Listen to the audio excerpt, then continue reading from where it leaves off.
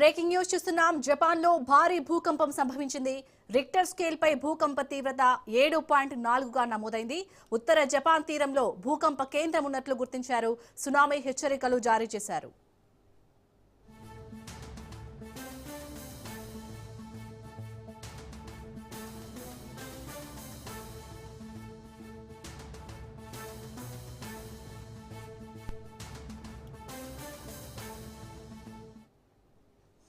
Japan లో భారీ భూకంపం సంభవించింది.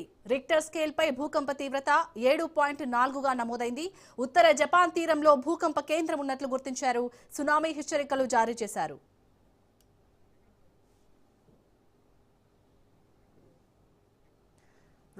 ఉత్తర జపాన్ తీరంలో అయితే భూకంప కేంద్రం ఉన్నట్లు గుర్తించారు. దీనిపై మరిన్ని అప్డేట్స్ ని మా ఇన్పుట్ ఎడిటర్ శ్రీకాంత్ అందిస్తారు. శ్రీకాంత్, ఇప్పటికే ఇక్కడ ఉత్తర జపాన్ తీరంలో అయితే సునామీ హెచ్చరికలు జారీ చేశారు. సో ముందస్తుగా మరి ప్రభుత్వం ప్రజలను దృష్టిలో ఉంచుకొని ఎలాంటి జాగ్రత్తలు తీసుకుంటుంది అక్కడ? చాలా గుడ్ ఆఫ్టర్నూన్. అంటే జపాన్ లో నిజానికి రెగ్యులర్ గా భూకంపాలు వస్తానే ఉంటాయి. సో ఇట్లా నేపథ్యంలో ఈసారి వచ్చినటువంటి భూకంపం మాత్రం కొంత తీవ్రంగానే ఉంది. 7.4 తీవ్రతతో రిక్టర్ స్కేల్ పైన ఈ సునామీ రావడం, అంటే సునామీ హెచ్చరిక కూడా ఇప్పటికే రావడం జరిగింది.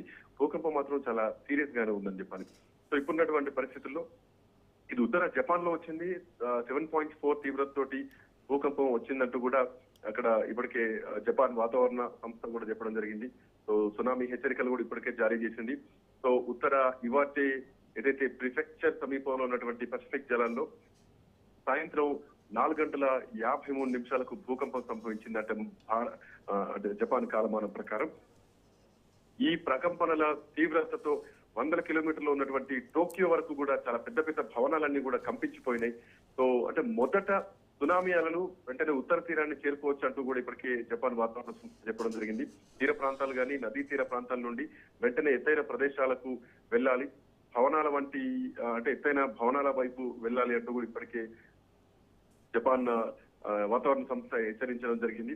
సునామీ అలలు రెగ్యులర్ గా తాకేటువంటి అవకాశం ఉంటుంది కాబట్టి హెచ్చరికను ఖచ్చితంగా ఫాలో కావాలి. మళ్ళీ ఉపసంహరించుకునేంత వరకు కూడా ఎవరు కూడా సురక్షిత ప్రాంతాలని విడిచి వెళ్ళొద్దంటూ కూడా ఇప్పటికే జపాన్ వాతావరణ సంస్థ చెప్పడం జరిగింది. జాతీయ ప్రసార సంస్థ ఏదైతే ఎన్హెచ్కే చేసినటువంటి విజువల్స్ లో మాత్రం ఇవాటిలో ఉన్నటువంటి కొన్ని ఓడరేవుల పరిసరాల్లో కూడా నష్టం పెద్దగా ఏమీ కనపడలేదు. బట్ ఈ భూకంపంతో చాలా మంది నివాసాలకు కూడా ఇబ్బంది అయ్యేటువంటి పరిస్థితులు మాత్రం కనిపించింది. హెచ్చరికలు ఇచ్చినటువంటి ప్రాంతాల్లో ఉన్నటువంటి వాళ్ళంతా కూడా ఎత్తైన ప్రదేశాలకు వెంటనే వెళ్ళాలి, సురక్షిత ప్రాంతాలకు వెళ్ళాలంటూ కూడా ఇప్పటికే ప్రధానమంత్రి సనాయి తకైచి మీడియాతో మాట్లాడుతూ ప్రజలను ఉద్దేశించి మాట్లాడడం జరిగింది.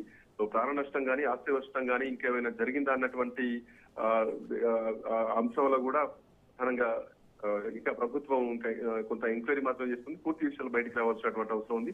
అయితే జపాన్ ప్రపంచంలోనే ఒక అత్యంతమైనటువంటి భూకంపాలు సంభవించేటువంటి దేశాల్లో జపాన్ కూడా ఒకటి. ఇది పసిఫిక్ రింగ్ ఆఫ్ ఫైర్ పశ్చిమ అంచులో ఉన్నటువంటి 4 ప్రధానమైనటువంటి టెక్నోటిక్ ప్లేట్ ఏదైతే ఉందో ఆ ప్లేట్ పైన ఉంటుందన్నమాట. సో సుమారు 125 మిలియన్ల ప్రజలకు ఇక్కడ ఒక ద్వీపంలా ఉండేటువంటి ప్రాంతం ఇది. సో సాధారణంగా ప్రతి సంవత్సరం కూడా దాదాపు 1500 భూకంపాలు వస్తూ ఉంటాయి.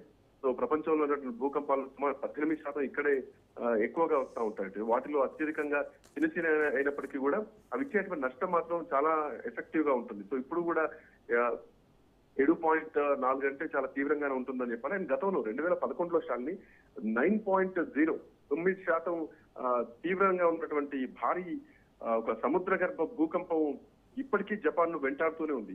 ఆ భూకంపంతో దరిదాపు ఆ సునామీలో సుమారు 18,500 మంది చనిపోయారు.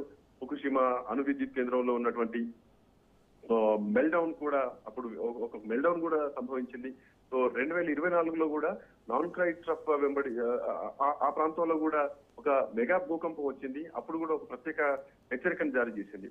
సో ఇప్పుడు కూడా కొంత అలాంటిదే హెచ్చరిక మాత్రం రావడం జరిగింది.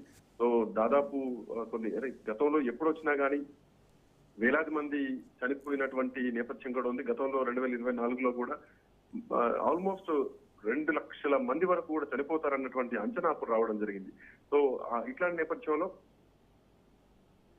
ఈ ఇప్పుడు వచ్చినటువంటి భూకంపం మాత్రం కొంచెం తీవ్రంగానే ఉంది. దీనికి సంబంధించి ఇప్పటికే స్కూళ్ళకు వెళ్లే వాళ్ళు, హోటళ్లు రిజర్వేషన్ చేసుకునే వాళ్ళు వీళ్ళందరూ కూడా ఎక్కడికి జాగ్రత్తలు తీసుకోవాలి, బయటికి రావద్దు, కొంత ఎత్తైన ప్రాంతాలకు వెళ్ళాలంటూ కూడా ఆదేశాలు జారీ చేయడం జరిగింది. Right, thank you Srikanth.